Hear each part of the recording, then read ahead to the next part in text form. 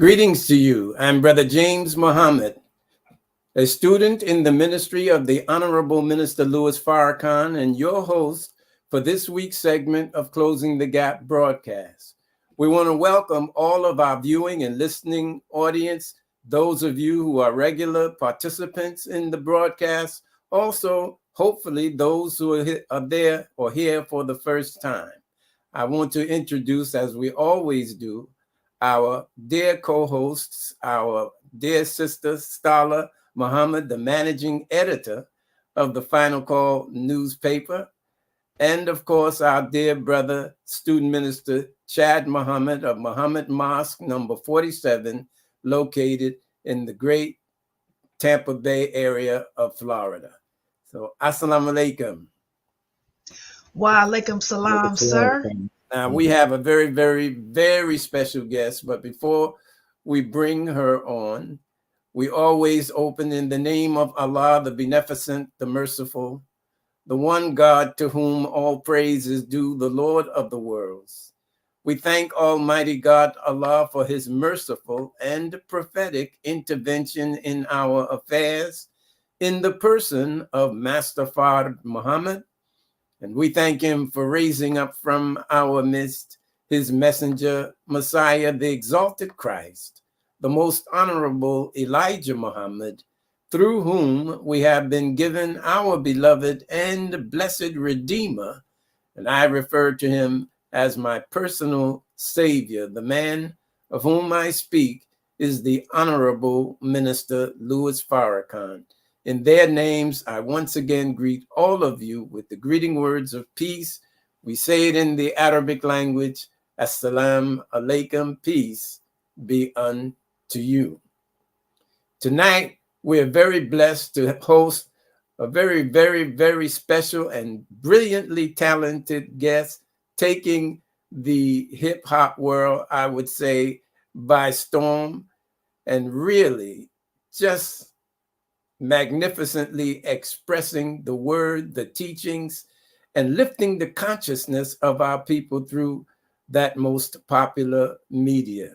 And so I want you to hear a little from her, from these video clips, and then, of course, we'll bring our dear sister on. But before we do that, I always extend the opportunity for our dear sisters and brother co-hosts to say some opening words of welcome if such you desire to do. Sister Stala. Yes, sir. Assalamu alaikum. Excited and happy to be back on another new episode of Closing the Gap. And as always, we want to encourage and invite our viewing. And if there are any questions that you have that you would like to present, to make sure that you place your questions in the chat, and we will get through as many of them as possible. But I'm excited, Brother James. I've been a fan of our sister for years. I'm still a fan of her Keisha's Changing animation that she did several years ago. And of course, love watching her content on social media. Is just a breath of fresh air. So really looking forward to hearing from our sister this evening. Thank you. All praise be to Allah. Assalamu alaikum and happy Savior's Day, family. I share this. Happy Savior's Day. Praise be to Allah. I share the same sentiments as my dear sister Stala Muhammad. Look forward to this. Hip hop is my alley. That's my background too. I worked in the studio for probably 20 years and worked with a lot of artists and grew up as an artist myself. Then moved to the background as a producer. So this is my field. So I'm looking forward to it. And we welcome you, dear sister. Right on. Alhamdulillah. All praises due to Allah. I see we've been joined by our dear brother Hashim Redeem Hakeem. Assalamu alaikum. Just want to give you a shout out of greeting, brother Hashim. Thank you for joining the show. All praises due to Allah. Alhamdulillah. Allahu Akbar. And now let's hear via video clip something from our dear sister, Sister Sheila, if you will. enough to know that hip-hop has been hijacked. Akilah means intelligent, and I'm intelligent enough to know I can do all things with the source of strength. Tired of being fed low vibrational gimmicks and caricatures, that they will be fiending for the truth in any glimpse of light, and music will be that medicine, but we gotta hit rock bottom first. Allahu Akbar. Allahu Akbar. Let's go to the video clip of the spark.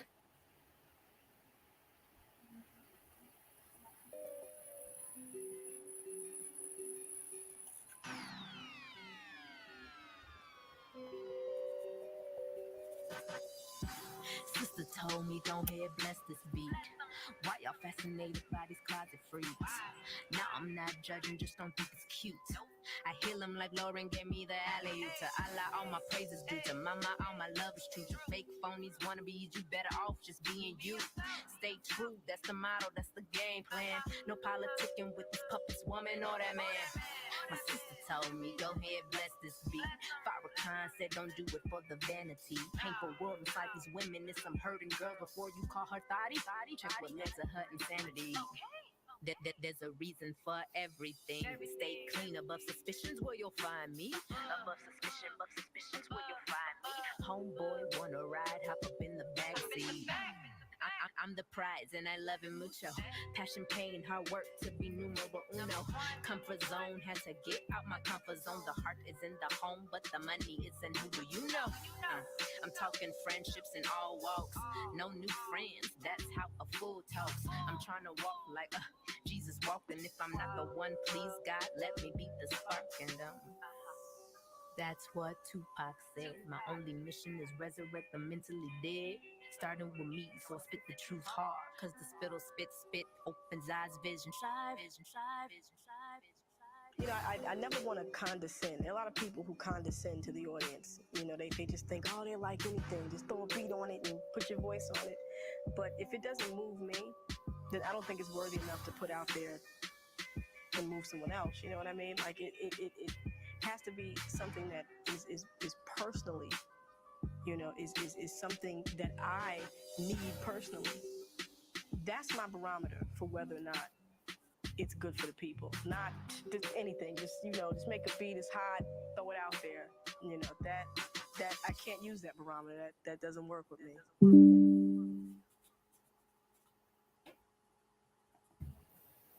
Wow, come on. Powerful. All Yes, praises due to Allah. Mhm.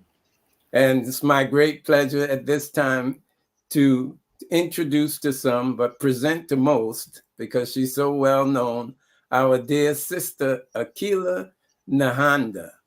Walaikum salam. How you doing, dear sister? Wonderful. Praise be to Allah. Well, we're in a wonderful mood at this time. Very happy and honored to have you as our special guest this evening. I want to, as we do with all of our guests, read your bio. And as usual, with the consistent humility of our guests, the bios usually understate what you have contributed, of course, to the nation and to the world, and to Black people in particular. But I'll read it if I may. About Akilah.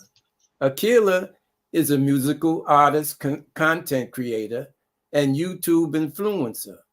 The Howard University graduate has even been featured in The Source, that's a very popular hip-hop magazine, and recognized by Vice News as the best Muslim rapper Houston ever seen.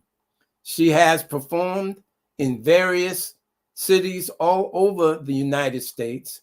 She has hosted, performed, and spoken on panels. I'm sorry, it's a little blurry. And spoken on panels at notable conferences, such as the All Black National Convention, founded by financial mogul Dr. Boyce Watkins, the National Saviors Day Convention put on by the Nation of Islam, and the Blossom and Soul Festival based in Houston, Texas.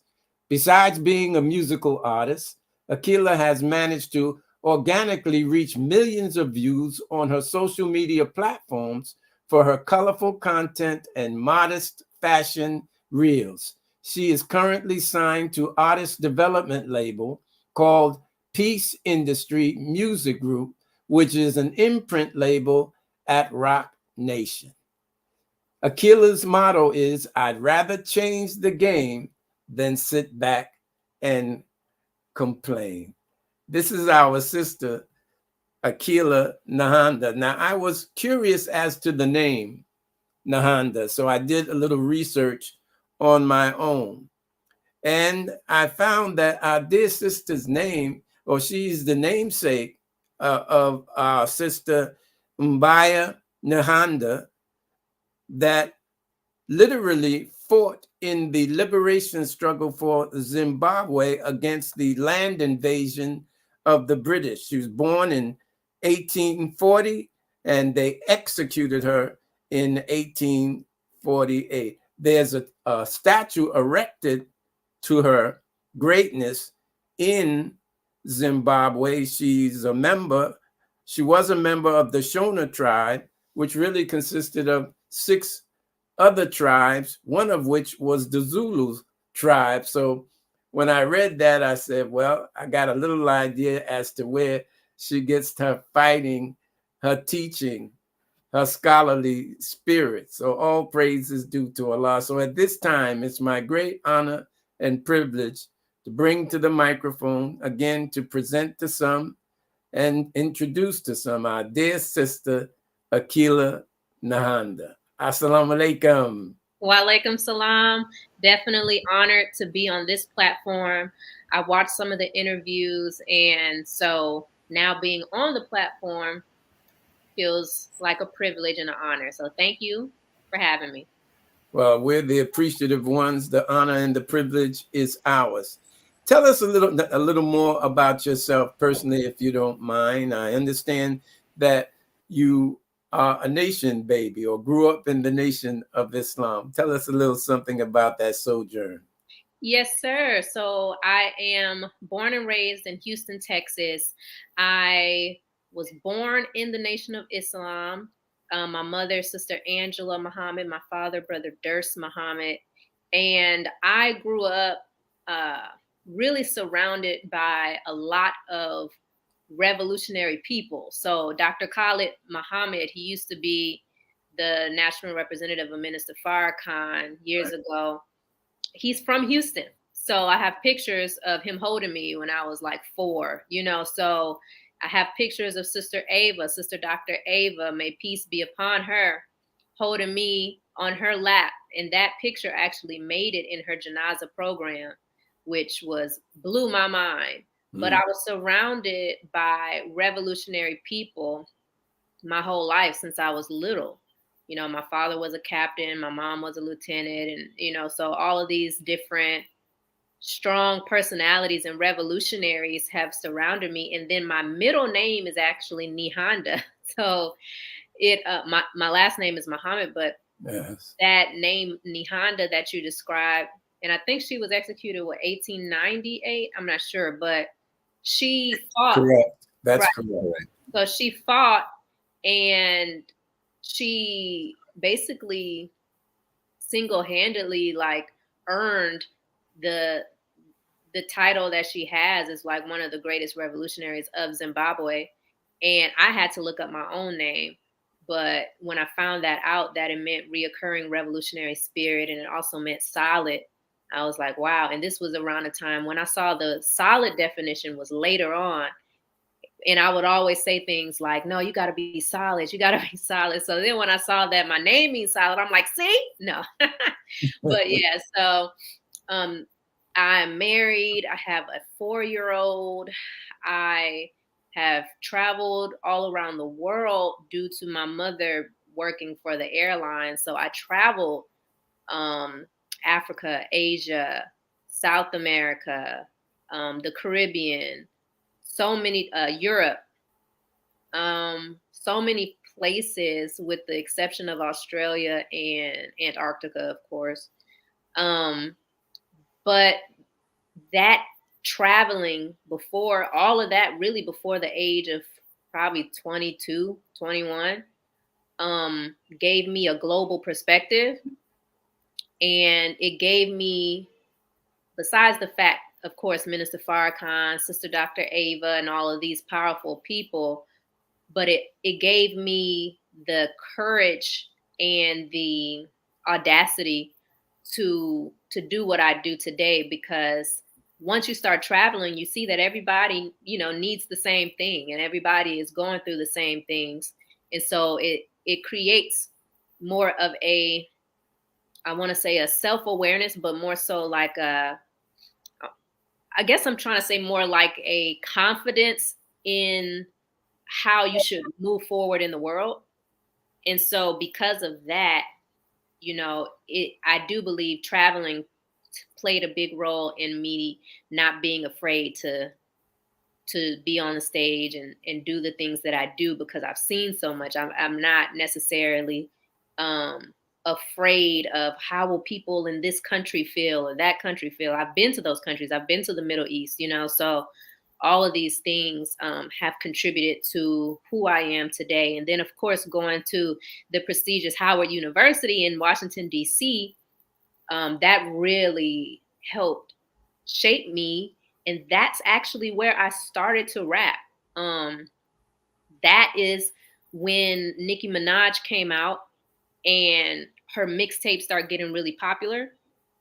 And I saw the direction that the young girls were about to start going, because her marketing was so attractive with the pink and the Barbie dolls. And I saw where this was headed. And so I was like, man, I got to figure out how to make the type of women that I'm used to, attractive to the world. Like, I've got to figure out how to show representation for girls like me, who were my friends, who were, the women who I grew up with, the women who I see at the mosque, women in my family. I got to figure out a way to represent them. And at first I was singing, and then I decided to start rapping because I was like, rapping is what the young people will be listening to. So I'm gonna have to pivot and start rapping. So that's what actually encouraged me.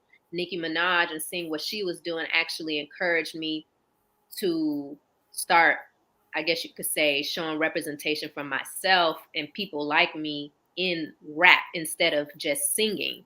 I felt like it would be more effective for my generation. So I guess that's that in a nutshell. Mm. I remember, what was the rap that the name of the rap that was on the campus? That was my first music video that I set up the camera for, Right. and that I edited and all that and directed, and that was called Best in the World. Right. My college roommate, Naila, she rapped on that track with me. Mm-hmm. And yeah, I think I was mostly singing on that because I'm like, all you need. Yeah, so that was more like me still singing, transitioning into the rapping. But I had Naila to rap on that track. And I was getting all the people on campus, because I think it was every Friday. Every Friday, everybody would get on the yard. All of the fraternities and sororities would just be on the yard. And so I was like, okay, cool. We're going to have to do it on a Friday, because then I'll have people on the yard. So then I'll have my extras. I'll have my people in the video. I don't have to ask, So I put out little flyers all over the campus, like, oh, on this day, this time, come out to be in my music video.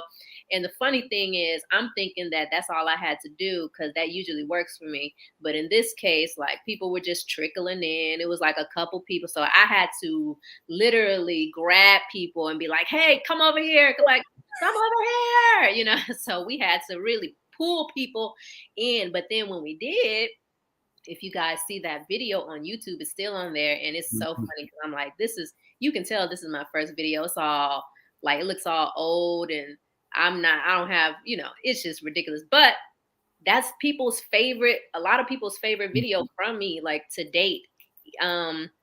Even though it doesn't have all of the bells and whistles that the new, technology has, and my new videos have, it's like, people still like that one, because people would always tell me that it made them feel good, like Summertime, Will Smith and Jazzy Jeff. And Right. Or like it made me feel good, and all the people dancing in the video and all the fraternities and sororities dancing together. Everybody looked like they were having just a blast.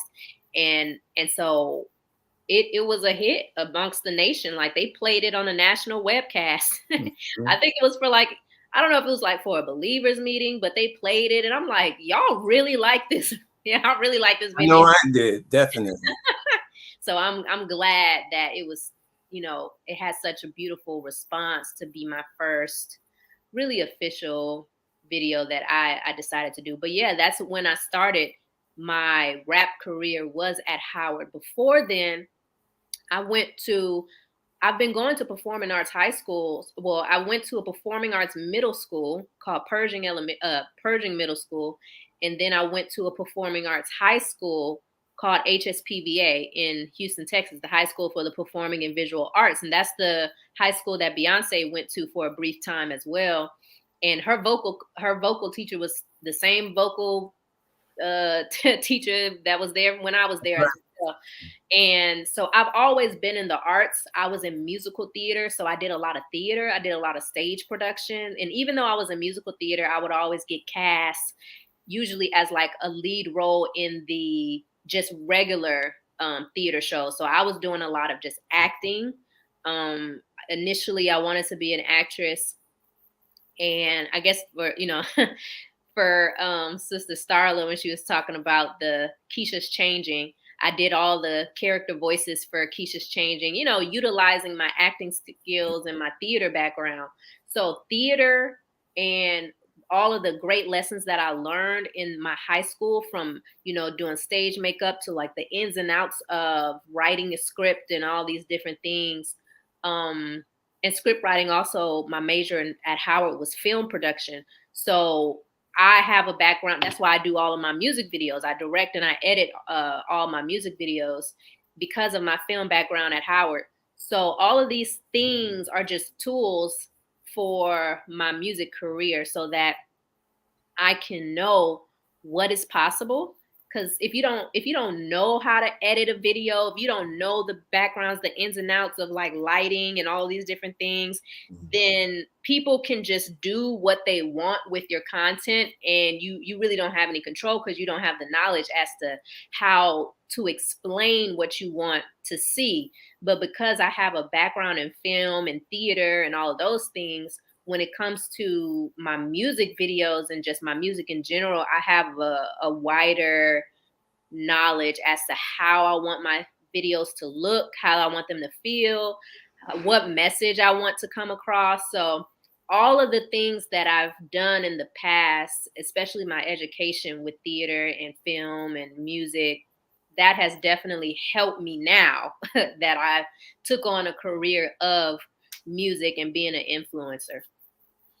That's excellent. And it certainly shines through in your performance, as well as your scholarly academics, giving the teachings of the Honorable Elijah Muhammad comes right through. It's very what I would call professorial, as if you have a teaching background. You're obviously very comfortable in sharing and relating and teaching the people. It was wonderful. I thoroughly enjoyed what I viewed thus far. I'd like to turn the show back over to our dear sister, Starla Muhammad, the managing editor of the Final Call newspaper. I like to say the greatest paper that has ever been published by the greatest publisher, the Honorable Minister Louis Farrakhan. And I want to encourage our viewing and listening audience. This is an interactive show. We want you to engage our guests with whatever questions and comments that you are motivated to post. So at this time, let me present once again my dear sister, our dear sister, Starla Muhammad. I refer to her as the star of the show, and I'm usually a bit more extravagant in my expressions. But at this time, I will certainly just turn it over to her. Sister Starla. Yes, sir. Walaikum salam, Brother James. We have a question. We have a few questions already, so we'll go ahead and get started. And this first question was actually a question I was going to ask, so we'll place it on the screen for you, Sister Akilah. Brother Kashif asked, peace, what inspired you to be in the profession of theater, arts, and music? You had shared, middle school and high school. So was little Akilah at 2 and 3 years old, was that something that you always had an interest in, that creative side? Can you talk a little bit about even those early years? Yes, ma'am. Thank you, Brother Kashif. I know Brother Kashif, aka Brother Rodolfo. He was in Houston with us back in the day.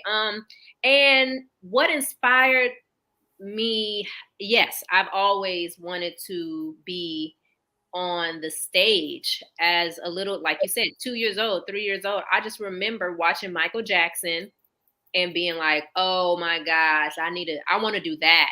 At first, when people would ask me what I wanted to do, I would say I want to be a doctor.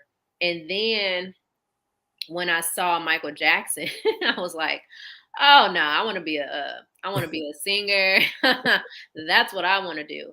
And so I think ever since then, and then just seeing other artists growing up, it just really inspired me, because I just really loved the way it made me feel when I would watch people and how they can change the mood of the room, or even watching the Cosby Show or all of those different things. I'm just like, wow, like the arts is really where it's at. Like the arts is what is, I guess it just changes the spirit. It can change the spirit or the environment, and then it can revolutionize the world. And so, and the minister talks about that as well. So I've always had a leaning towards that. And I was actually shy growing up because I was more of an observer. I was very quiet. But at home, I was putting on all kinds of shows. I was just, talking all the time. But in like when I was but when I would be out, because I actually have a history of a lot of medical issues. So I had open heart surgery when I was 3 years old. The believers were donating blood to me. I had spinal surgery when I was in middle school, probably about 11 or 12 years old. I know I was in 7th grade, and I had spinal surgery because I had severe scoliosis. And so I have metal rods in my back. It's like all of these things played a role in my disposition as well, because I couldn't do all the things that the other children were doing. So I was always around. I mean, I could, but I guess I'm saying when I was younger, like 3 years old and all of that, that age. So I was always around adults, and I like that. I was perfectly fine with just observing them, listening to their wisdom. And I was always at the hospital getting checkups and all of that. So I think that's what shaped. I think that played a part in my being kind of reserved, just observing people. And my mom actually, I think when she was pregnant with me, she was studying sociology. And so I study people a lot. And in order to be good in theater, you got to know how to act like somebody else. You got to play a character, you got to play a role. But I was naturally observing people and seeing how they act. So, yes, since I was very little, I wanted to dive into the arts because I felt that that's where I would thrive, and it just made sense. Praise be Thank to you. Allah. Wonderful, wonderful. Thank you for sharing that.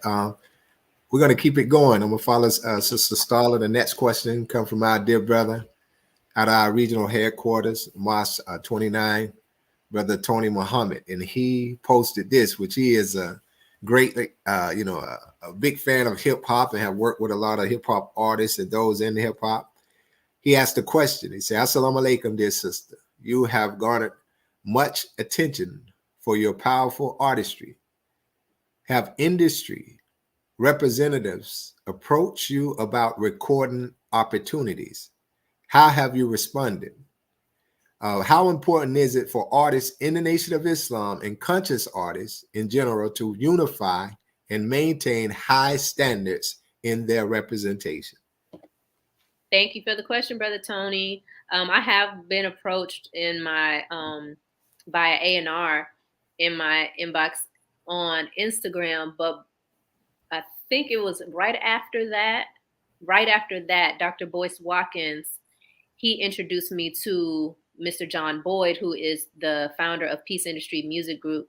And so I linked with him instead because I know Dr. Boyce Watkins, and he has really been a truly helpful individual when it came to my career recently. As of recent, when he saw my freestyle about the baby, and when he was in hot water for talking about the LGBTQ community, I did a freestyle about that, and Dr. Boyce Watkins saw that video. And from then on, and ever since, he's been promoting me on his platform, and he has a much bigger platform. So a lot of people started to know me and know about me because of him. So when he suggested John Boyd, I was like, well, that's who I'm going to go with, because I know somebody who knows him and can vouch for him. And the rest of that question is very important to unify with the conscious artists, because, and maintain high standards, because before anything, I'm Muslim, and before anything, I'm an MGT. So I got registered I stood up at 16, but I ended up getting registered on my birthday at 17. So that's not something that I ever, had a second thought about. I knew I was going to get registered once they said I was of age to be registered.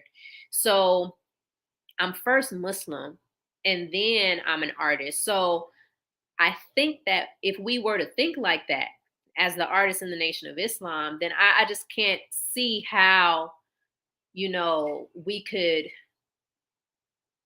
represent ourselves in such a way that, would be against a high standard. It happens, but I don't suggest that we in the Nation of Islam put out lyrics that are explicit, put out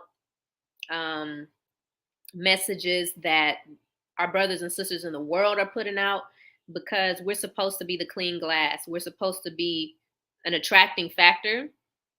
And regardless to what we think is trendy, we're the ultimate trend, because everything is going to be pointing towards us. Everything's going to be pointed towards the Nation of Islam at one point. So if anything, when it comes to trends, I think joining the Nation of Islam and having that understanding, you're far ahead when it comes to trends. That's right. Than anybody, because man, when I say TikTok got all these different trends coming out and I cannot keep up, I'm like, how in the world can you even keep up nowadays with the type of trends that are coming out? Like, it's literally almost like every day it's a new song, it's a new trend, it's a new TikTok dance. So you can try to keep up with this world, but it's best that we set our own standards, and that we understand like what we have to bring to the table, and how everybody's going to start looking at us, just like everybody's starting to look at the whole UFO phenomenon that we've been talking about since 1930. So I think that when it comes to the believers getting together and joining forces, I think that's a beautiful thing. I don't know. I think it's powerful when groups form, like rap groups.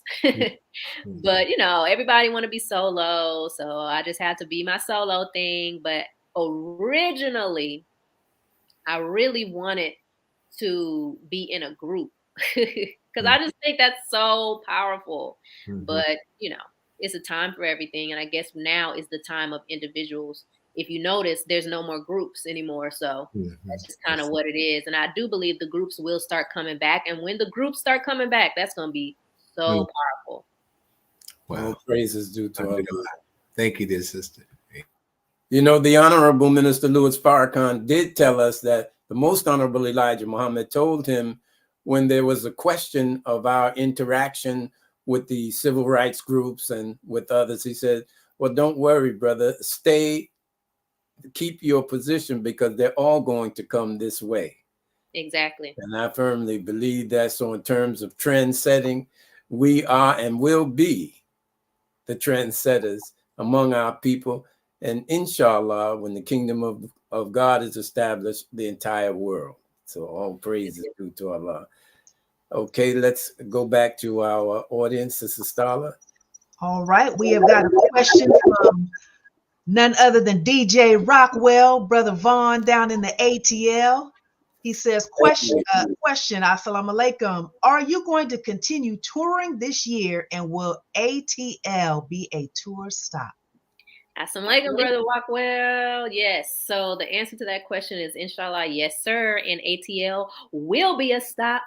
Oh, yeah. So I would say we're looking at Cali, like LA. We're looking at Atlanta and Houston. So I'm actually going to be performing in Alabama. Before that, I'm going to be performing, unfortunately, Savior's Day weekend. So I'll be in Alabama doing a show. And it's really like a campaign to help the assistant who's actually been assisting me throughout my tour. Her name is Dee. And she's on a weight loss journey that's, everyone is trying to help. And it's like a campaign. And so we're doing a really a big thing for her in Alabama at the end of February. So the first stop for this year on the tour is Alabama. Inshallah, the second will be either Atlanta or Houston. And then we're going to end it with LA. And that's all, inshallah. All praises due to Allah. I'm very happy with a shameless announcement that to let the people know that our dear brother DJ Rockwell, Brother Vaughn, actually is a member of the Closing the Gap Broadcast Network. So shout out, dear brother. All praises due to Allah. Thank you for joining us. Praise be to Allah. All right, we'll keep it going. This next question is from our dear brother. He's an artist also, Brother Bender Nasir.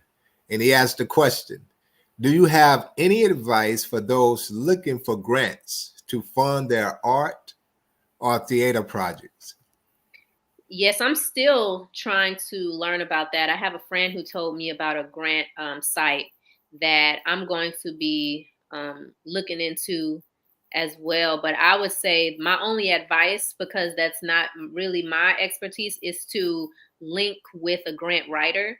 Because there's a lot of grant writers, you'd be surprised. And you might know some and just didn't know that they were grant writers. And I think that the first step for artists, because usually, and it's a stereotype, but it's a stereotype for a reason, we are starving artists. And so a lot of times we don't get the proper funding for these things. Even the tour that I'm doing right now, everything is really just from donations.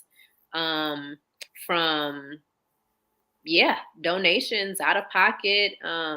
Mr. John Boyd's doing it out of his pocket. So we are learning, how to get the proper funding and the proper grants.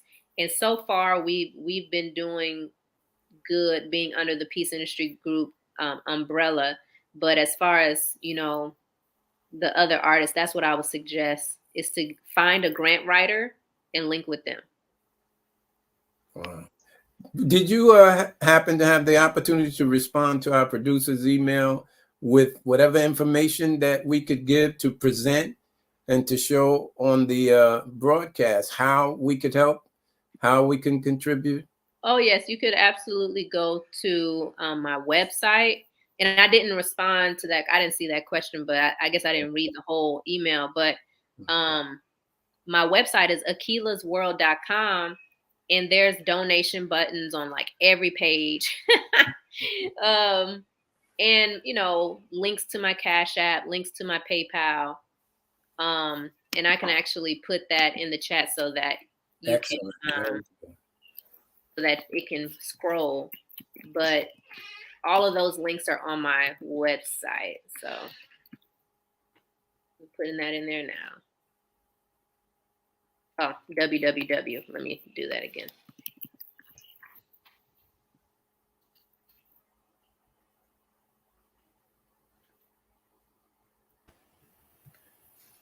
All right, that is coming through. All right. Right. We've got more questions. So we will place another one on the screen as well. Assalamu alaikum, Sister Akilah. How do you enjoy motherhood? And what other artists influence your musical career? And I would like to, on another note, I really enjoy when I see you, your husband, and your daughter in videos together. I mean, your husband, my brother's like the hype is hype man. I'm like, go ahead. He's supporting his queen in those videos, and your daughter, it's like, you know, we've seen her and watched her grow up. So to see you all interact on screen together is beautiful as well. But if you can talk about, you know, how do you enjoy, you know, being a wife, motherhood, and other artists that have influenced you over the years? I enjoy it. You know, when it comes to my husband, he's very supportive. As you can see him dancing in the back, like, yeah.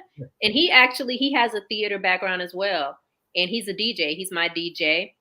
And he raps, sings, all of that.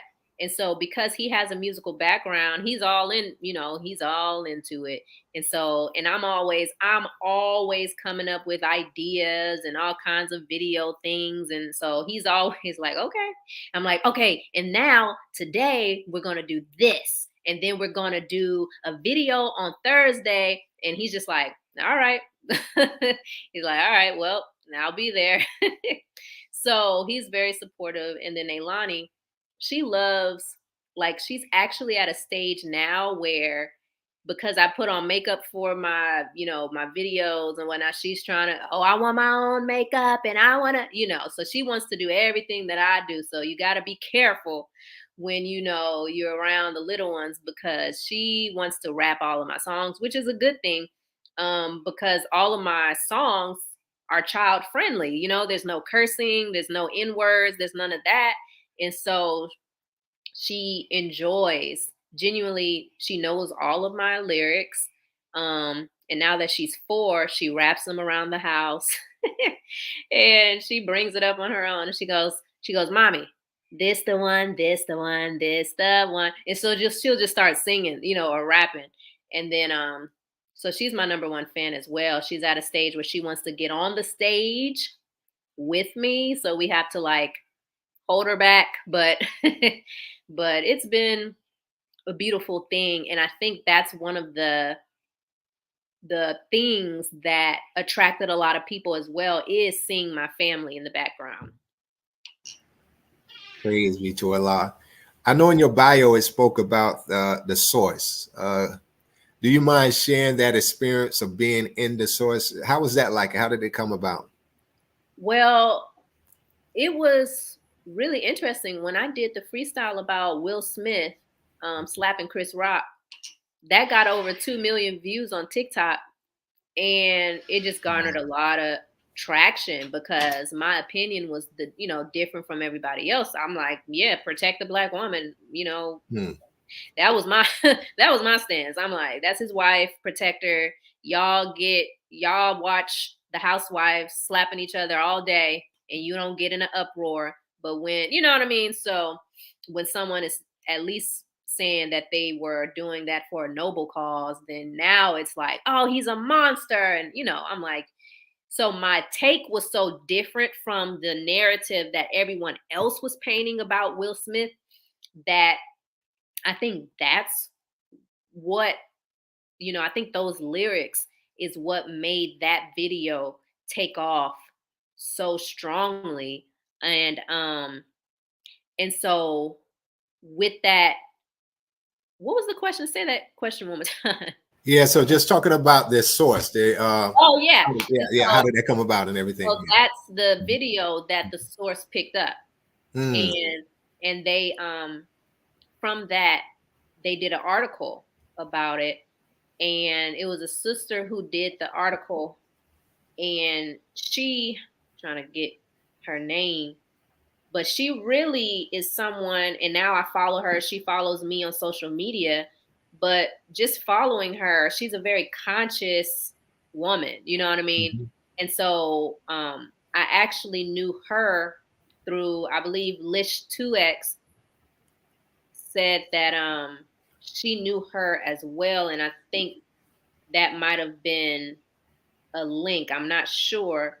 I'm trying to get her name, but she was very pivotal in that happening because she wrote the article. Mm. And so I really appreciate her for that, because and she also came to my concert in New York, you know? So she was supporting from, afar. That's why I'm trying to get her name. I'll get it eventually. But she really put me out there. So yeah, I was kind of surprised because all of the type of press that I've gotten has never been from a press person.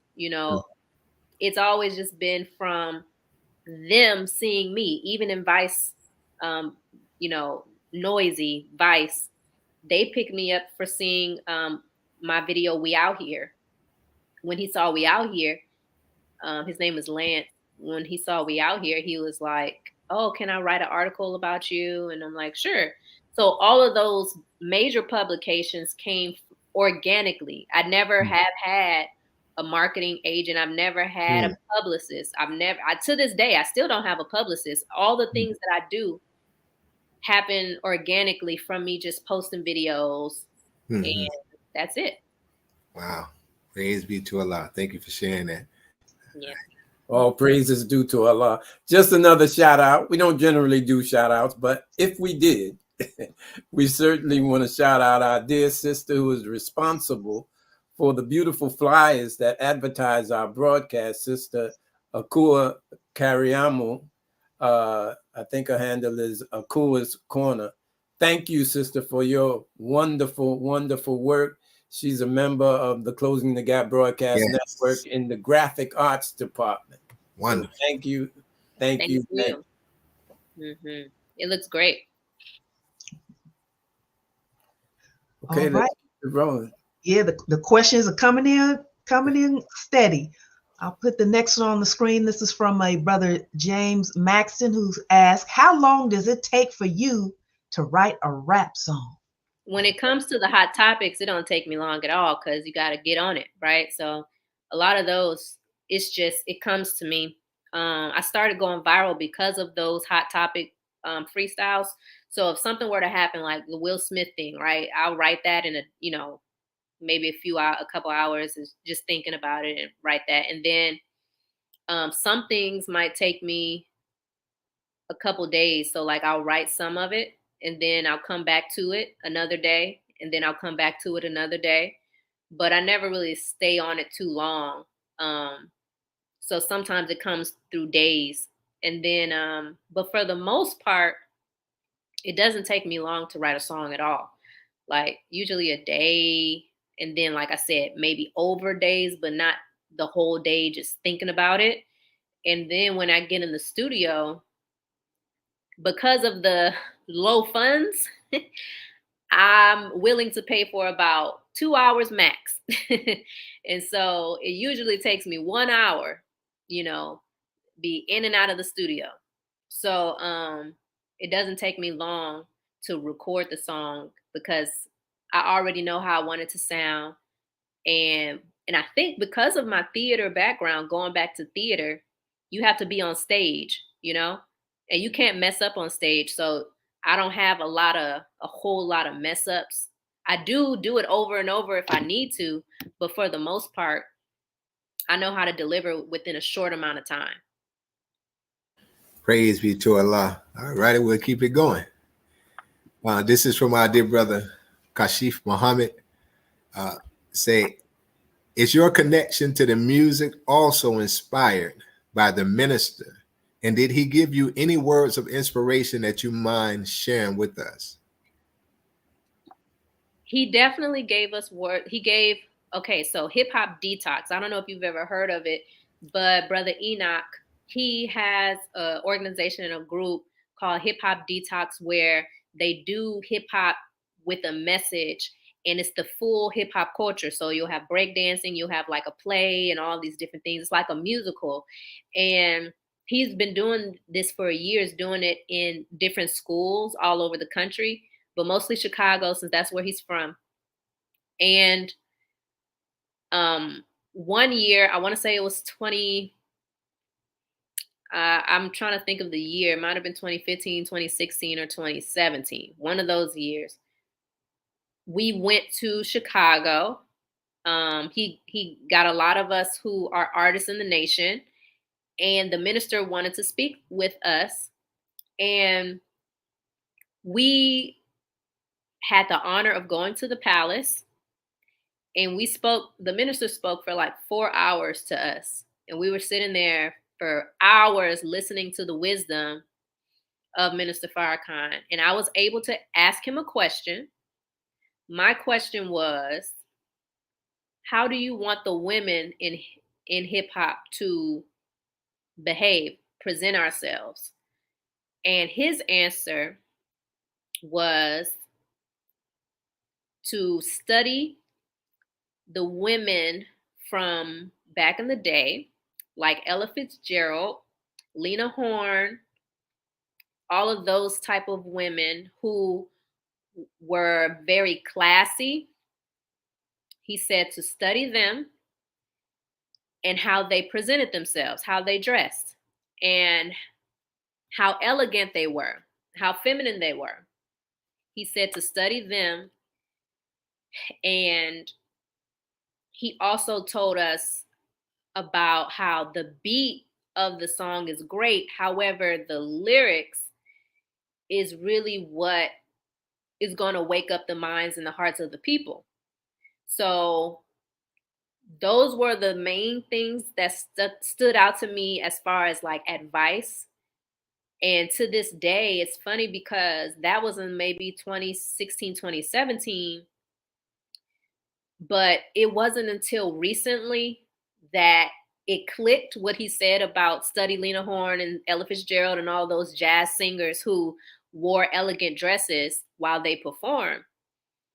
Because I was trying to figure out what type of style of clothes that I wanted to wear on stage and at my concerts and whatnot. And I had bought this really like shiny mermaid type shape dress, and I got basically it's the same picture. The picture for the flyer for this is the outfit that I'm talking about. I have on like the green crown and the green outfit, the green dress. And then when I thought about it and I said, oh, this should be my look. And it's funny because now looking back, I'm like, if you were to see me standing up like a full view, that's literally like the type of dress that they were wearing back in the day when it came to, presenting themselves on stage, almost like a sequence type of long dress. And so now it's funny because the minister can tell you things and you can take it in, but sometimes that seed won't germinate until years later, and you don't even realize you're walking in what he told you to do sometimes until you think like, wait a minute, this outfit looks like Ella Fitzgerald. And I'm like, oh, I'm on the right track, because now I remember that's what he told me to do. That's what he told me to look like. And I'm like, oh, wow, I did that actually unintentionally. But then when I realized it, I said, okay, now I kind of have an idea of how I want to go forward with the style for the rest of my tour. So I basically just get those type of outfits in different colors. All praise is due to Allah. Beautiful too. Praise. I love that flyer. I love it. Yes. If I can have a second, I just wanted to shout out my dear brother, longtime brother and friend, student minister Jamil Muhammad has joined us.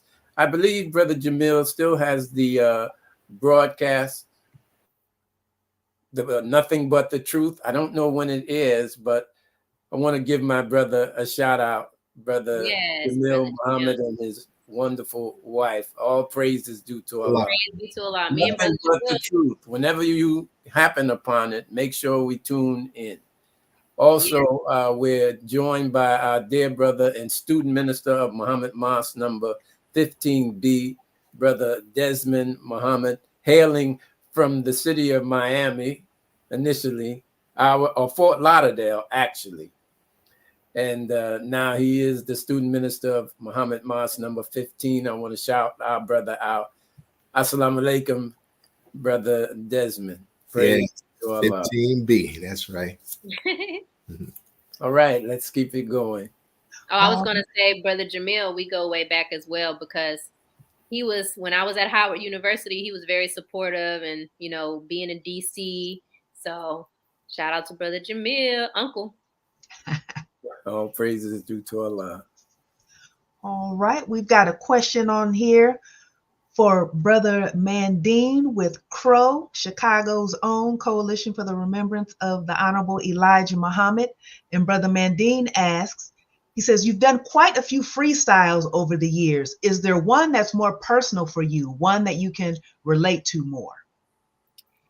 Assalamu alaikum, Brother Mandine. Yes, I was on his show when I was in Chicago. He treated me and my family so wonderful. So thank you for the question. There's so many freestyles that I've done. Yes, one that stands out to me right now is the Shinquella video that I did. I believe her last name was Robinson, Shinquella Robinson, I want to say. But Shinquella is the sister who, yes, ma'am. Yes, ma'am. who was killed in Mexico by some so-called friends, right? They were fighting her, and she hit her head, I believe, and I believe that's how she might have passed away. But she, I was really just appalled by that story. So I was sitting in the car and I decided to write. This is one of those moments where it didn't take me long at all to write this song. It was a matter of minutes. I was finished with this because, you know, when I'm inspired and when I'm passionate about something, the lyrics just kind of come. I don't have to sit on it for too long. So I was in the car and I wrote the song. Right when I was done writing the song, I turned on Final Call Radio.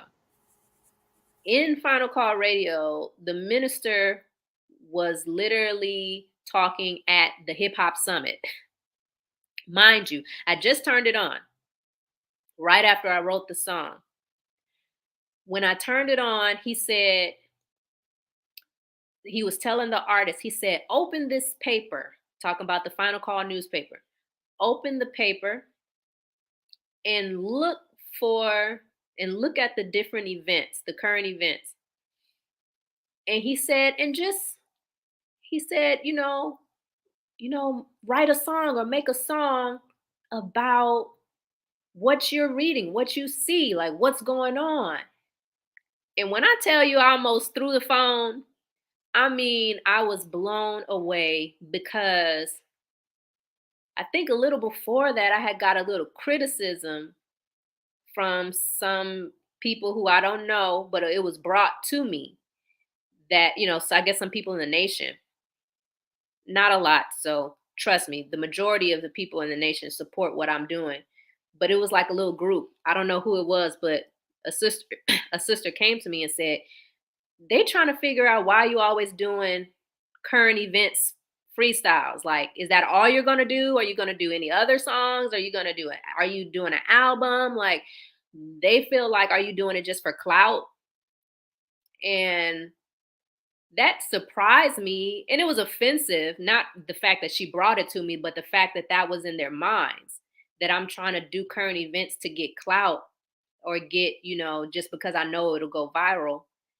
Yes, I know it'll go viral, but I'm doing it to show a different perspective because first and foremost, the Nation of Islam needs to be on social media. Not only do we need to be on social media, but they do not see enough MGT doing anything, let alone, you know, doing music and so I'm proud to say that as of recent, we're starting to see a lot more MGT step up on social media and do reels and do videos and do songs on the videos or just talk about how they rear their children, how they cook.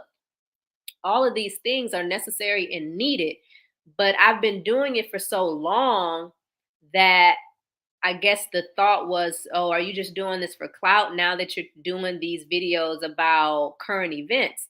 So when I heard the minister say that, it was almost like confirmation for me that I'm not doing it because of whatever other people are thinking I'm doing it for. I'm doing it because of really what the minister had just said in that video. We need to be reporting what's going on. Not only should we be reporting it, but giving our perspective, because this world gives their perspective, but we never give our perspective in the way that it needs to be done, except for if you open the final call. And so that's not the only way that our people need to hear our, perspective about certain things, especially when it has to do with our people. So I think the Shinkwella one was really important because it confirmed by hearing the minister say, rap about current events. I said, well, guess what? I'm on the right track again. Praise be to Allah. But it takes being in tune with him and really just doing what Allah inspires you to do, regardless of what people think you're doing it for. You know you're doing, and I'm just talking to anybody listening. If Allah inspires you to do something, you know your intentions. That's right. Some people do have intentions of just getting attention. Sometimes their intention is to get attention, but our intentions should always be professing the faith. Our intention should always be presenting ourselves with the highest standard, whether it's through cooking, baking, music, rearing children, are 7 units, And so don't let anybody try to tell you or convince you that you're doing it for the wrong reasons if you know what you're doing it for. And I've been doing the arts for years. So it wouldn't even make sense without making money from it. So it wouldn't make any sense for me to all of a sudden be just doing music for clout. Dear sister, I can empathize with you regarding that. We have some similar experiences with this broadcast. Just have to keep going forward, knowing that your motive is as pure as you believe it is. Keep going forward.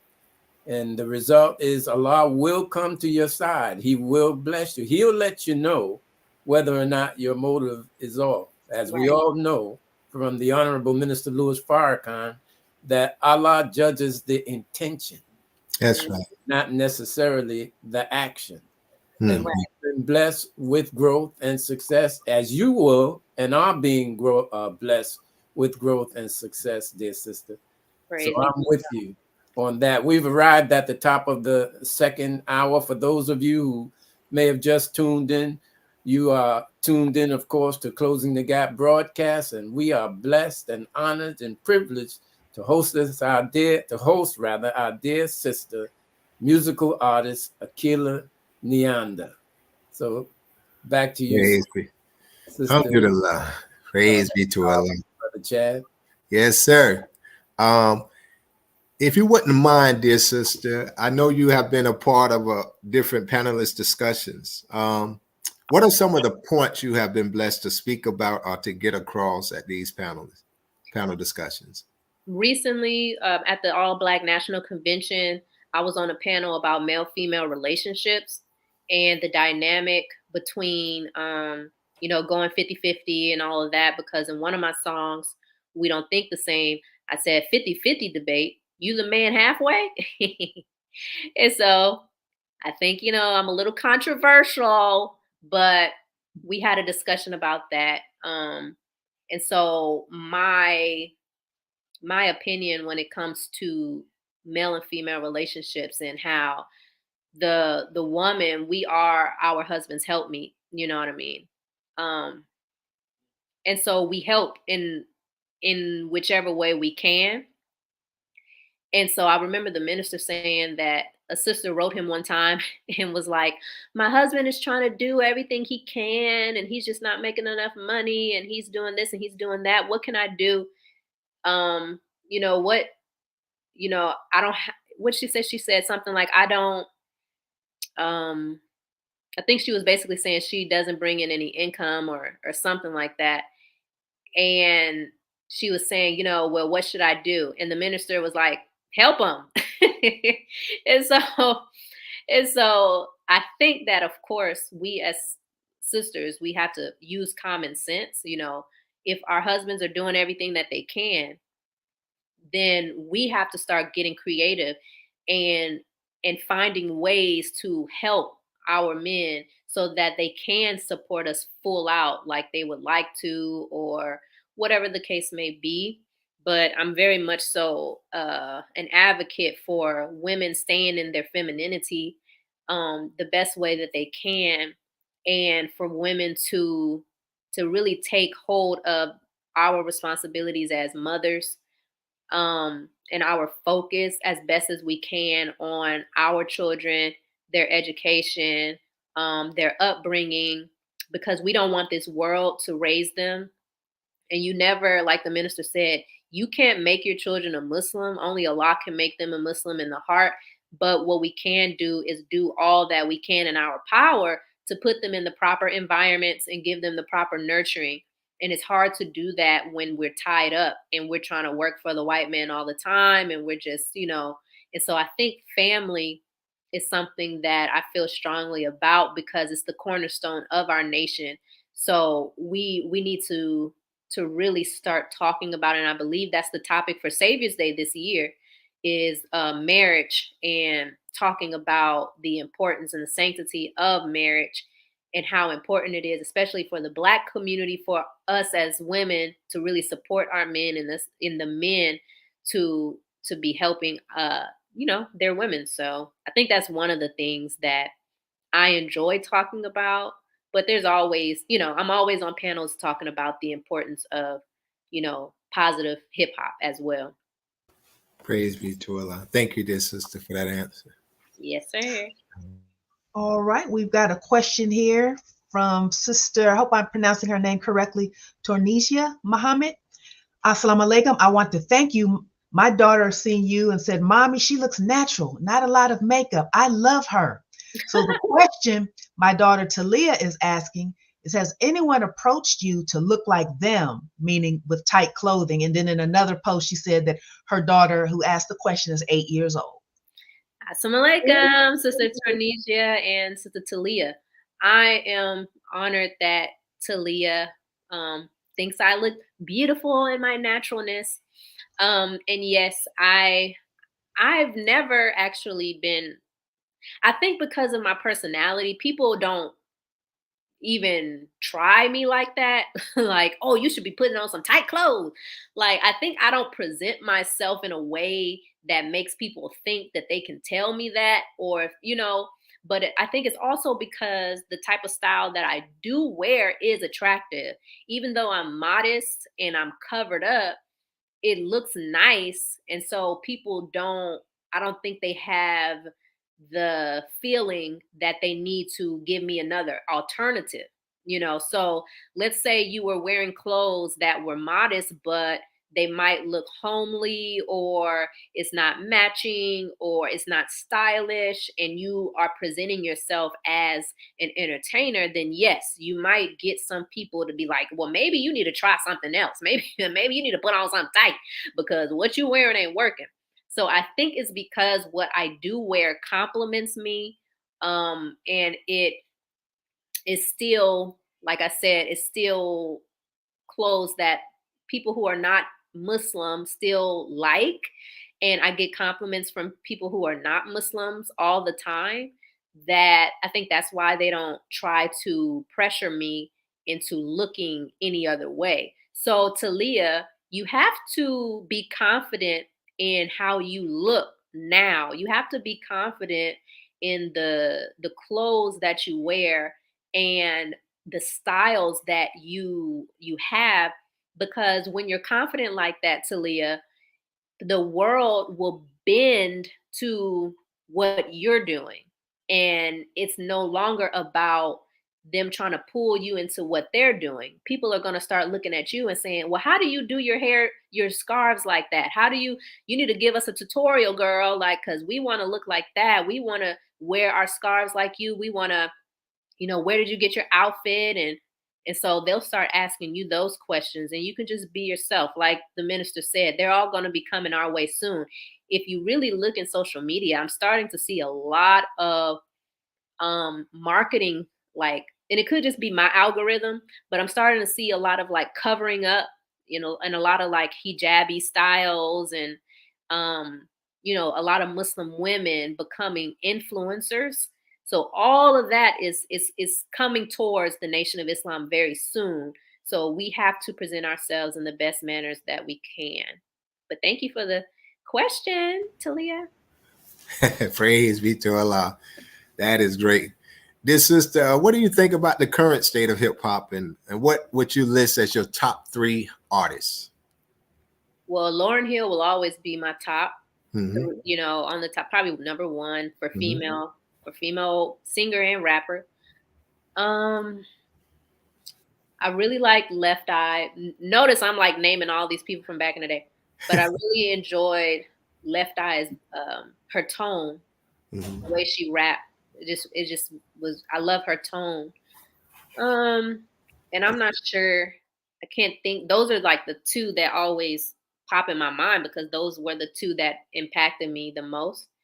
But I think those 2 are really impactful. And then I have some peers like Aaliyah Sharif and Heck of a Mecca that I enjoy listening to. Yeah, so those are those. But I think also when it comes to the current state of hip hop, y'all see how it is. I ain't even gotta, good God. I actually, when Brother James told me about, the interview, and he was like, you can, think of a topic that you want. And I was thinking, man, I was just thinking about how Nicki Minaj and Meg Thee Stallion are in this beef. And I was thinking about how, like, wow, we have to bring back like some type of unity in hip hop, especially female hip hop. There's always some beef going on that it really is, it's unnecessary. But I think that all of that is going to be a thing of the past soon. And so I think that the people are going to be inclined to peace very soon, because there's so much chaos in the world that I think when everybody gets dissatisfied enough, they're going to just want to see different, hear different, think different. So everything is going to be pointing to, us. Everything's going to be pointing to the new state of hip hop, which will be an elevated style of hip hop. And the thing that I do love about the state of hip hop today is that we have social media, and that you don't need an A&R. You don't need anybody to put your stuff out. So I'm able to see so many different hundreds and hundreds of artists, and I think that's a really good thing. So yeah, the state of hip hop right now, it needs a makeover, just like everything, this entire world, every avenue is falling. Like the minister said, the crumbling of a great nation. It wasn't the crumbling. Unraveling. Unraveling. Unraveling of a great nation. That's right. Right. The unraveling of a great nation. That's Yes. Everything is unraveling. Yes. Oh, and then you have the comedy world with the whole Cat Williams thing. Everything is unraveling, So like the comedy world, the hip hop world, but at the same time, because of social media, you have a rise of a whole nother generation of these things. So that's the good news, being in the time that we're in now. We can override that, because people are going to start looking for us. Thank you, dear sister. Praise God. All right.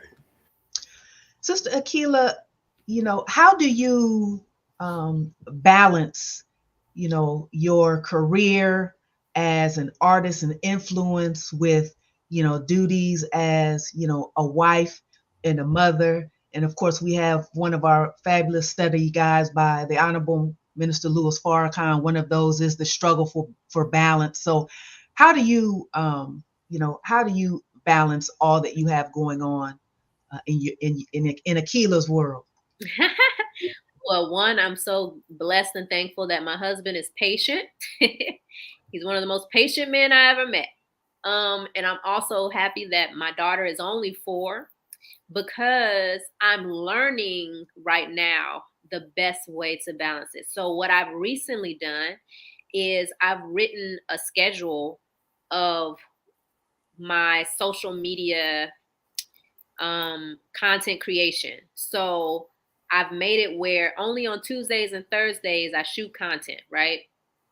And on Tuesdays I shoot a reel, really 2 reels, and a long sit down video. On Thursdays I shoot I'll start maybe shooting a video with my daughter Neilani. We're starting a meditation series where I was looking for some videos on YouTube where, they have mommy and me or children meditation, or, and I couldn't really find any. And you definitely ain't gonna find Black people like, in that way with the little children, even though we do meditation and all of that. But to find it on YouTube was really hard. So I just did a video on Thursday about it. So what I do now is I try my best to stick with the schedule that I've given myself of when to post, when to shoot content, so that my life is not revolving around content creation. My life is not revolving around, oh, I got to do this. I got to put this video out, and I'm constantly on my phone. I'm constantly looking at the comments, having to respond to the comments, because like they say, your interaction, plays a role in your videos being seen and all that. So I think it's very important, in order to have balance, I have to write everything down as to when to do what. And I'm also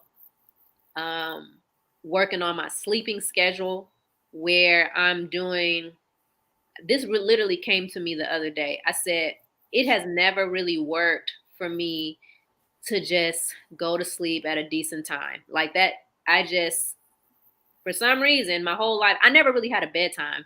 So, so because of that, when you don't have a bedtime when you're little, you get older and you don't have a bedtime, and then you really just all over the place. So that, working on my sleeping schedule, and I told myself, I said, I'm gonna just have to go to bed when I put my daughter to bed, and then I'll probably wake up at maybe 4 a.m, and just stay up for the rest of the day, or 5. And of course, I'll be able to make prayer and all of that. So it's really about scheduling everything and striving your best to stick to the schedule, because the discipline that it takes, I mean, that's the hardest part. A lot of it is not the lack of talent, it's the lack of discipline. And so I'm working on my discipline so that I can share my time properly with my husband and my daughter. Praise be to Allah. Thank you, dear sister. We'll keep it going with the questions. This next is from Emily Muhammad. She says, Assalamu alaikum. You did mention groups coming back. Do you plan to team up with other MGT rappers in the NOI? I would love to. I actually thought about that the other day, and my only reservation is I wonder if they would want to collab with me because some people are focused on building their brand, right? And so because they're focused on building their brands, they don't necessarily want to take the focus off of their individual brand as of yet, right? So that was my only thought. Like, I'm not sure if other people would be in the position to, because we can do songs together all the time, but when it comes to like a group, or because you can do both as well, I believe that you can have a collaboration, a collective, and still be a solo artist as well. I think that I mean, there have been people to do it. I'm trying to think of like an example of that. But for example, I know with TLC. So TLC, you had Lisa Left Eye, you had T-Boz and Chili. But I remember there was a song on the radio, an R&B song, and Left Eye she was a feature. So it kind of shows that you can kind of step out of the group and, do your own thing as well. So I think it's very possible, but it almost seems as if we're in a time right now where the MGT rappers are trying to build themselves up like individually first. And I'm not sure if they're willing or ready to collaborate in that way yet. But I do see that coming. And I actually hope it comes soon, where even if it's just, because I don't mind doing it, but I wonder if there's going to be a group one day where the MGT, like a young group or whatever, come out the gate as a group, instead of coming out individual and then forming a group. I feel like there will be some people to come out the gate as a group. And then, of course, that, dismisses any feelings of, oh no, will they want to be a group? No, you're going to come out as a group. So I wouldn't mind being in a collective and also being a solo artist, being able to do my own stuff, because a lot of what we have to realize is that, and I've been in this artist industry for a long time. I'm talking about theater people, music people, artsy people, and you're dealing with Black people now. A lot of Black people, they want to shine on their own. And even though we see how powerful groups are, we still want to do everything by ourselves. But I really hope that one day we realize the power it is that's in uniting with each other. So yeah, inshallah, we'll see. But I'm definitely open to being in a collective with an MGT. I've just been kind of shy asking because I don't know the response. I only have one person truly in mind, but I'm like, I don't know if they'll want to do that right now because they're trying to build their brand. I can see that happening, though, definitely. Right. There's a rich history of groups being successful, particularly female groups in the R&B world. So I definitely can see that trending. Oh, yeah. Indeed. It'll be huge. Mm-hmm. It would. Let's see here. We've got more questions here, so we'll keep it rolling. The next question. Assalamu alaikum, Sister Akilah. What is your favorite surah in the Quran or message by the minister or any of the great students of the Honorable Elijah Muhammad? I was reading this morning Surah 40, the believer. I want to say it was ayat 17 or I don't remember. It might have had a 7 in it, but it was basically saying, let me see, because I thought about, I was just doing a topic about justice, and that's on my YouTube channel. Let me see, and I want to find the surah 40. I want to see, maybe it's 17. Yes. This isn't the Maulana Muhammad Ali translation. It's just on Google. So I don't know what translation this is. But it says, this day, every soul will be recompensed for what it earned. No injustice today. Indeed, Allah is swift in account. And so when I read that this morning, I was thinking, man, I literally just did a video about what's justice. What is justice? What does it look like?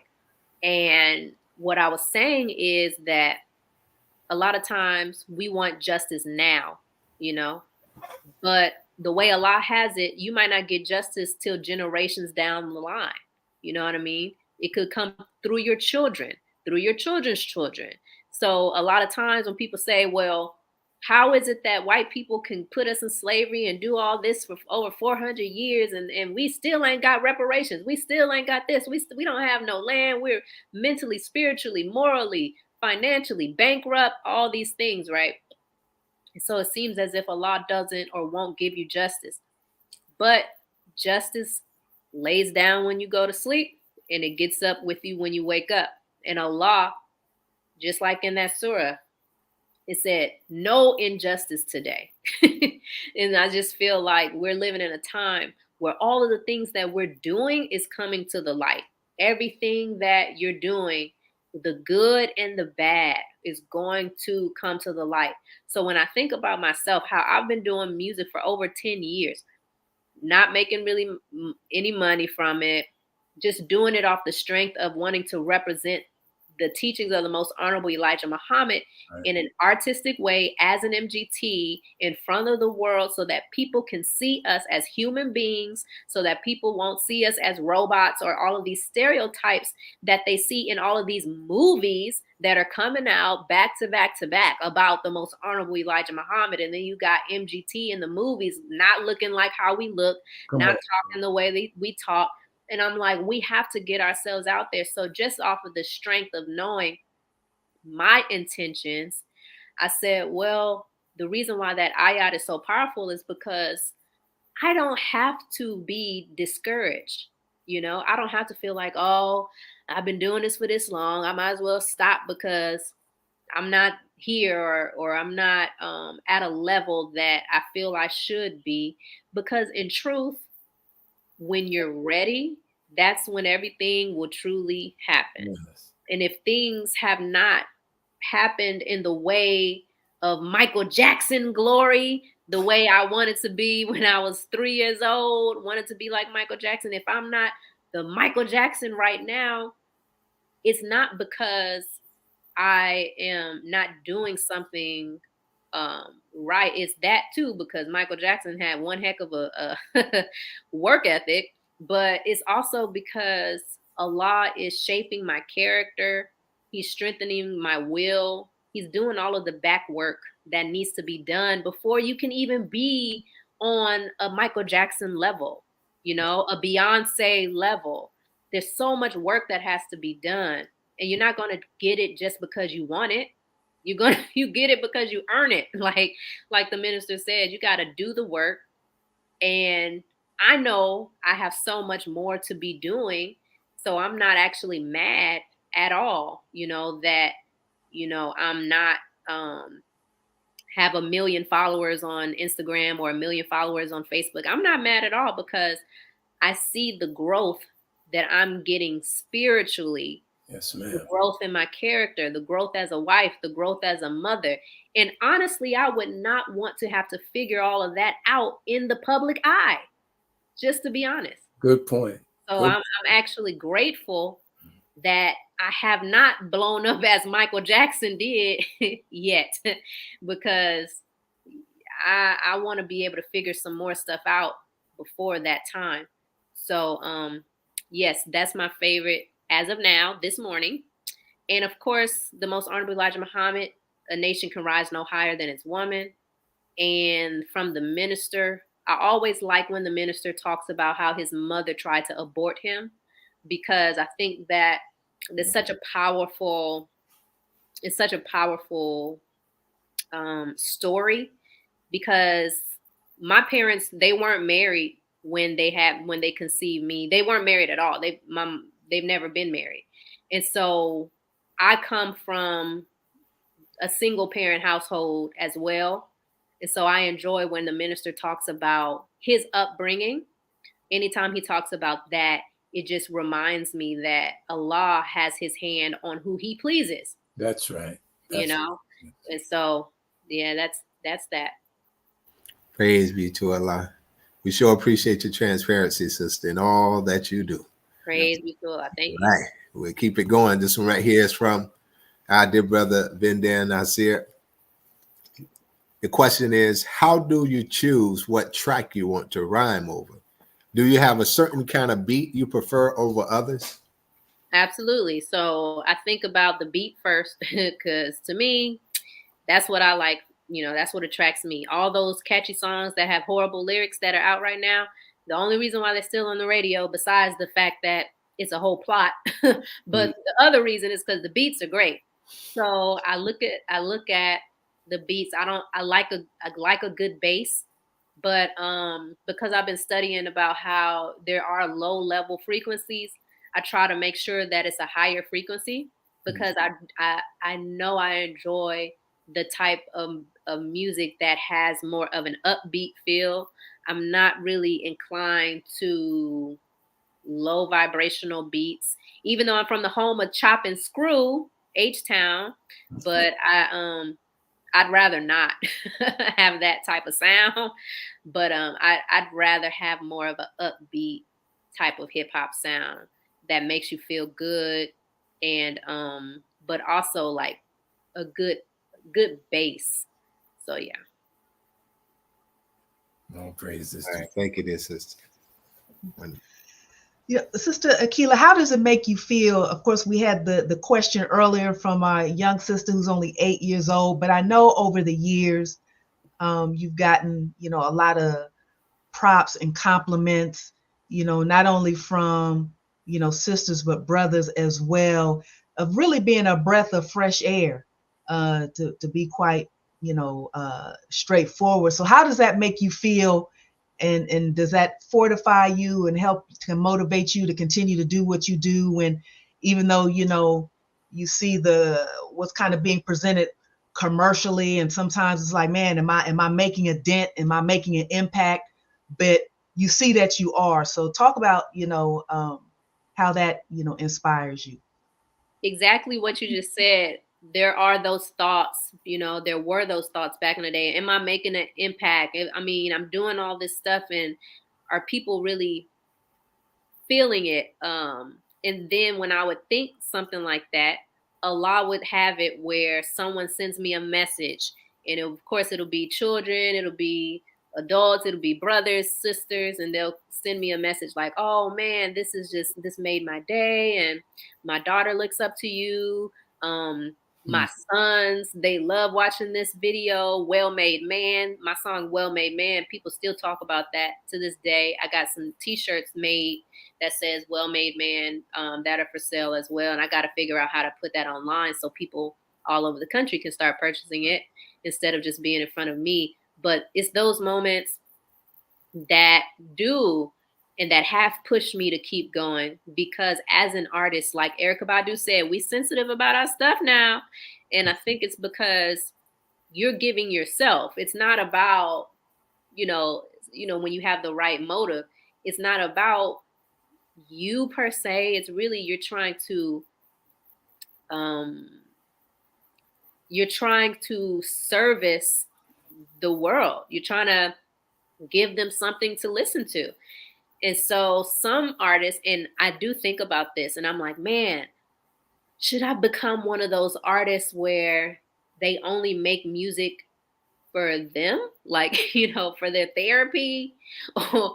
Or how can I get it where it's both? And I think now I've gotten to a point where my new mixtape on my website, akilahsworld.com, you know, that is a compilation of the music that I've been doing over the years. And I labeled that mixtape Almost Threw It Away because it's literally music that was sitting in my email that I just never put out.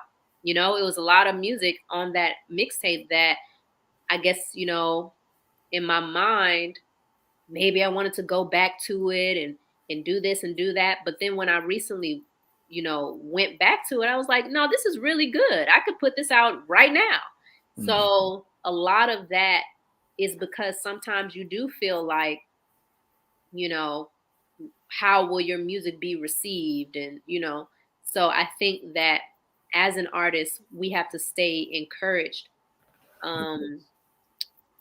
We have to stay encouraged. It can, and the applause, like Minister Farrakhan says, that applause is a drug. But I've been doing this so long, and even doing theater, being on stages where they literally applaud after the show, because that's what you're supposed to do. I'm very used to applause. I'm very used to the bravos and the kudos. Praise be to Allah. because if I wasn't used to it, when I don't get it, that would be a problem, right? So I've learned over the years to just stay self-encouraged. And Allah, He's so merciful that when I do feel like, man, are people even watching? Are people even listening? When I do feel like that, He always sends me someone who inboxes me, texts me. Oh, girl, we were just watching your video. I got a whole class that was watching your video, you know. And it's like, man, Allah, you really don't want me to stop. Right. You will not let me stop. So, yes, ma'am, to answer your question, it's great. Praise be to Allah. Along with that, you know, I think about the era of hip hop that we grew up in that was called conscious music. You know, we think about those, the Rakims, the Karas Ones, the Diggable Planets, the Queen Latifah. You know, when we would come home from school and we could turn on MTV Rap, we could turn on Rap City, The Basement, and they would play music that would have, you know, Minister Farrakhan, his voice on it. A brother would be outside selling a bean pie. You would have Malcolm X, you know, and it was just over the airwaves. Like you could literally just come home and watch it. You can actually hear it on radio stations. Now, a lot of those type of music, that type of music is more considered underground, or you really don't, you're not going to just cut on the radio station and hear a lot of those type of music, that type of music. And I know it make it hard for artists like yourself, because it's almost like you have to go to the underground stations, or the ones that might, you know, play local music for an hour here and there and stuff, you know, so it doesn't get a chance to go into mainstream. But yet, you know, you still have the desire to push, you know, so we applaud you for that, dear sister, and all the artists within the Nation of Islam and those that's doing music that's more considered conscious and that's helping our people out. Can you give any testimonies, you know, with your music, how it have helped in the light of Islam, you know, just making friendships in all walks of life, or have it ever had people now interested in Islam and want to learn more about it or come into the Nation of Islam? Yes, sir. And when you think about that era that you're talking about, think about the nation during that era. We were really on the move when it came to us and our boldness, and, you know, the 90s, you know, the Million Man March and all of that. So we have to look at the climate and how it's really up to us to get it back to that, you know. So I think that it's gonna happen again. Once I believe when the minister departs, I believe that the spirit is going to have to be one where we have to carry the light, and we have to go hard like the minister goes hard, and how he went hard in the 80s and the 90s, and he ain't stopped. But it's a matter of, we're going to have to do that.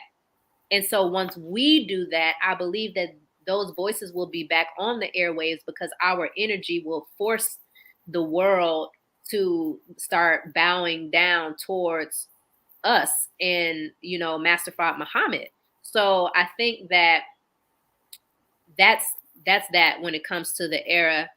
And the second question you said was about what was it? Just your influence through music. Have you seen like can testify of those coming into Islam or get them towards want to learn more about it and whatnot? Yes, because I've been doing this over the years, I've gotten a lot of different messages about how my music impacted them. One of the brothers who actually has a restaurant in Detroit, who he said he owns a restaurant now, and I believe a lot of the brothers and sisters are gonna patronize it this year for Savior's Day. He said he joined because of my song "Well Made Man." Oh wow! So I have those type of testimonies. I have a sister who told me that my song is the song on my album Paradigm called "Served." She said that song saved her life. Wow. Because That's what I'm talking about. she was in a domestic, you know, situation, And the song says, "Will justice be served? Will he get what he deserves? Like I got what I deserve." And so it's a song that's kind of telling a story, going back and forth between a friend and another friend, telling, their story or whatever. So she said that saved her life. And then I have a lot of other people who have said that by me doing what I'm doing, that it has impacted them in a way where, they have never seen, or heard about the Nation of Islam, or they never knew that the Muslim women were allowed to rap. They didn't know that Muslim women were allowed to dance. They didn't know Muslim women were allowed to put themselves in the public. So a lot of stereotypes were broken from my music, praise be to Allah. And just, over the years, a lot of children, like Sister Starla asked, a lot of children have been affected. And, when I put out my video, We Out Here, it was a group of girls who reenacted the entire video, costumes, and they filmed it. And I really wish I could find that video, but it was years ago when I put that song out. And I've had sisters who've done reports about me for school. And so those are the things that always, touch my heart, especially when the children do have me as their project for school, I'm like, that's pretty cool. There's just different things that have happened over the years that are really special. And it shows that even if you're just one person, you can affect people in a way that you just don't even know. And there's people who haven't told me how I have affected them, but there's people all over the world who are watching. And I'm not just talking about me now. I'm talking about anyone who's listening who feels like they're not impacting people by the things that, they're doing in service. But there are people who are watching you. You don't know who they are, but it doesn't mean that they're not watching. And you could truly be impacting someone so much so that it just changes their life. And I remember watching, it might have been yesterday or the day before, Lauryn Hill talking on the stage and saying that her mother took care of her children while she was touring and doing all this stuff, and how she was able to feed the people with her music because of the family. And she was able to, there's people who were saying that, she saved their life, just listening to her music. But she couldn't do that without, the family that she has. But that's a real thing. As artists, you don't know who you're affecting, but you're affecting people all over the world. And I was actually recently watching a documentary about these girls back in, I want to say 1998. It was an older documentary where they followed two juvenile girls, and they were, one was in juvenile, locked up because she killed a girl, and she was 14, 15, and the other girl was in juvenile for something else. But they followed these girls for 3 years. One of the things that one of them was talking about is how her favorite artist is Lauryn Hill. And then in the documentary, you could hear them playing the song, because it was like a little jail, but they could interact with each other. They could listen to music and all this type of stuff. And they were playing the Miseducation album because that was the time where that was out. And I was just thinking to myself, wow, Lauryn Hill probably would never know that these girls who were really going through some horrible things in their lives, rape, kill people, all these different things, but they were listening to her music. Right. It was resonating with them at the lowest point of their lives. So it just showed me wow, you don't know where your music is going to end up. You don't know who's going to be listening to it and why they need to hear your voice. You don't know what they're going through. And so I think about that because I'll never know all the people who I've affected. True indeed. That is to Allah. That is wonderful. All right. Excellent. Excellent. it's due to Allah. We have about Wow, time is really flying, as they say. But we have about perhaps uh, six more minutes or so. Maybe we can stretch it to 10 before we get into our closing announcements. This sojourn, dear sister, that you are on, as of course with many other artists, as you referred to the expression starving artists, I've heard that before. But we really would like to facilitate some kind of help. I see your information is scrolling on the bottom of the screen. You can repeat it as well as it, so sometimes the eye doesn't catch it, but the ears may. So if you would again let us know how we can donate, how we can support. Yes, sir. My website is akilahsworld.com, AKILAHS, and then world, WORLD.com, akilahsworld.com. I have different links on that page to donate. And then my Cash App is Goddess Flow, GODDESSFLOW, Goddess Flow. And it's funny, one of the things Brother Hafiz told me before he passed away, when I went to, I think it was maybe a Savior's Day, and I saw him, he was like, Assalamu alaikum, sister. And I was like, what, salam? And he was just like, I love the song, We Out Here, but you are a god, not goddess. And I was like, That's Hafiz. right. That's it. Like, you are a god, not goddess. And so I always laugh about that because he's right. Look, I made that Cash App name before he said that, so. It's all right. Understood. Praise be to Allah. Wonderful. All right. All right. Can we get another question in before we go to our closing announcements? Well, let's see here. There is a question. I don't know. It's, I guess, a little NOI trivia question. Somebody asked, who was the first female rapper in the NOI? I don't know. People always talk about Star and Crescent, that group. Oh, but that's the oldest like that I could think of. So it's Star and Crescent, and then so apparently at Savior's Day there's going to be an exhibit. I want everybody to go, even though I'll be in Alabama.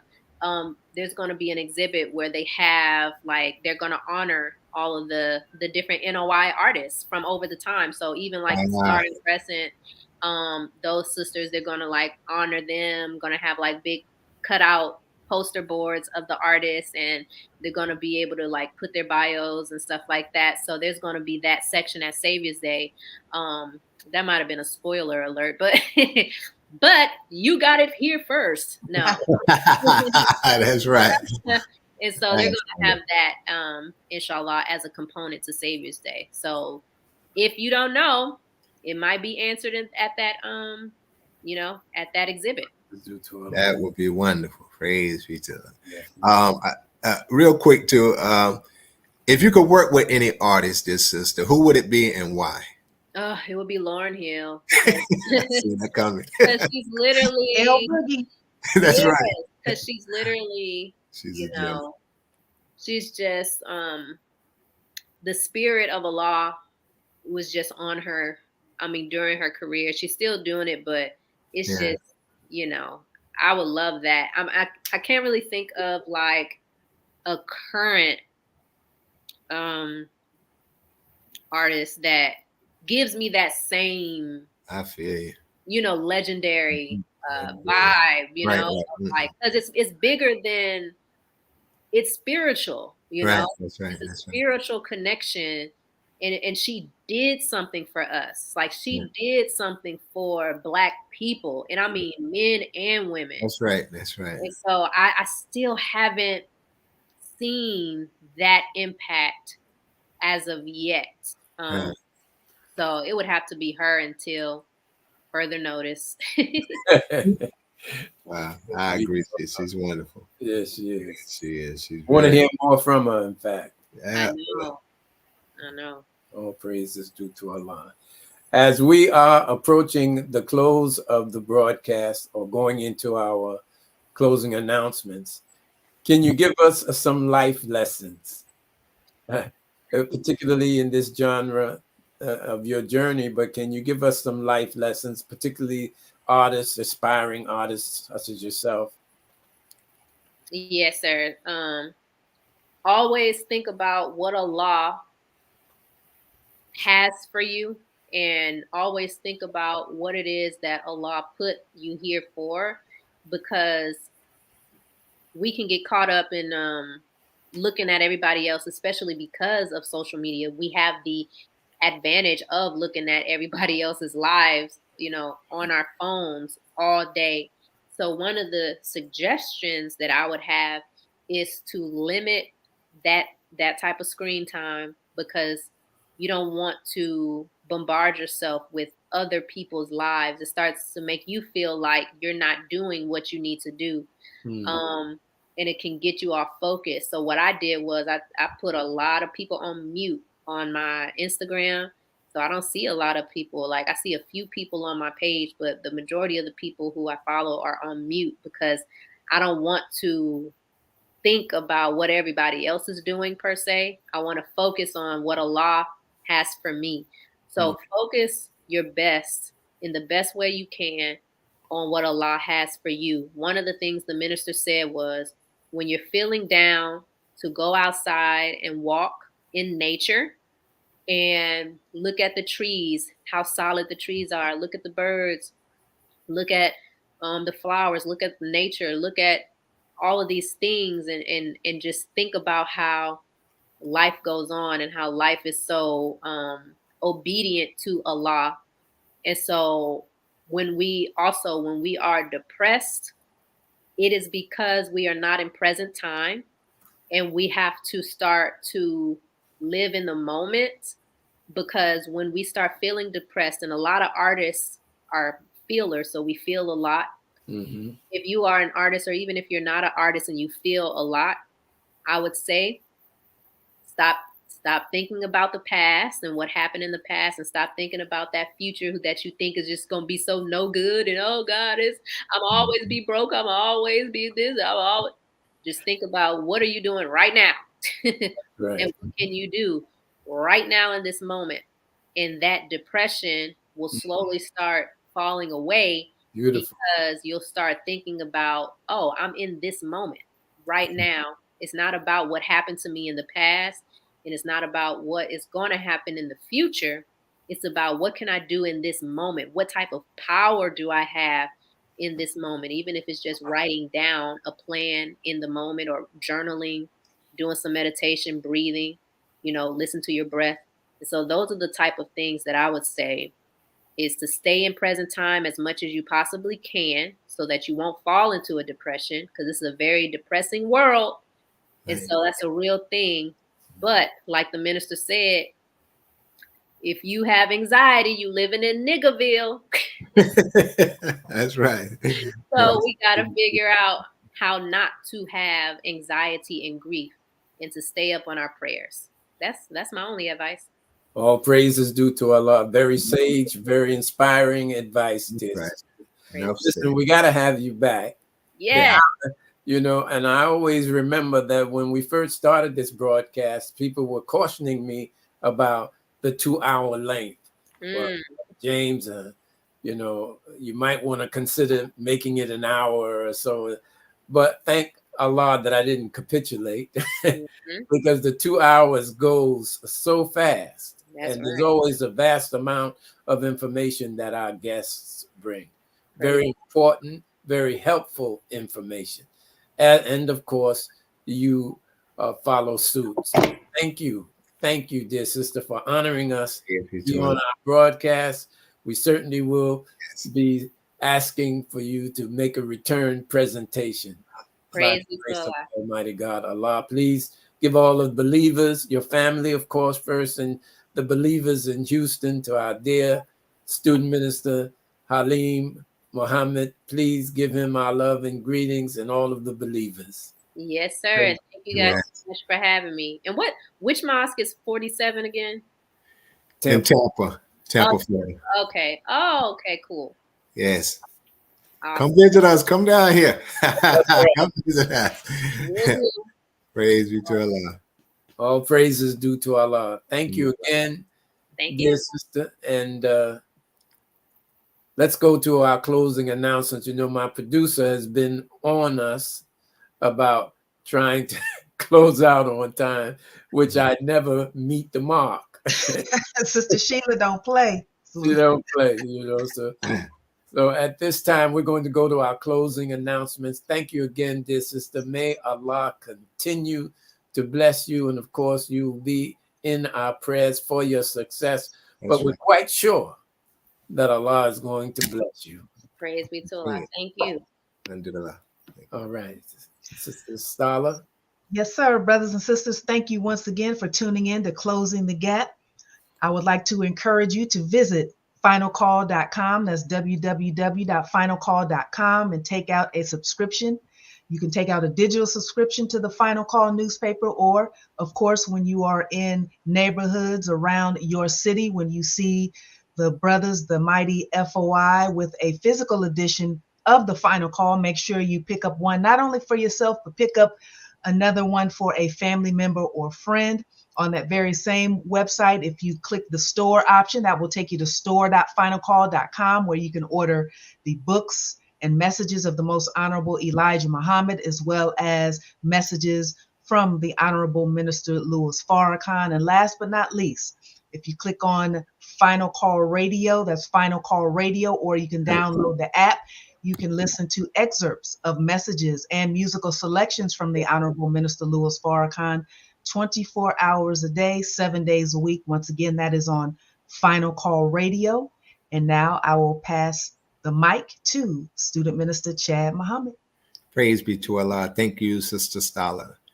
For all of those that are here, listening, tuning in, for whether it's your very first, second, or third time or whatever, if you're interested in the teachers and learning more about these life-giving teachers, we want you to join us at www.noi.org/join, and fill out the digital form you see right here on the screen that someone can get back in touch with you and start the process of orientation class.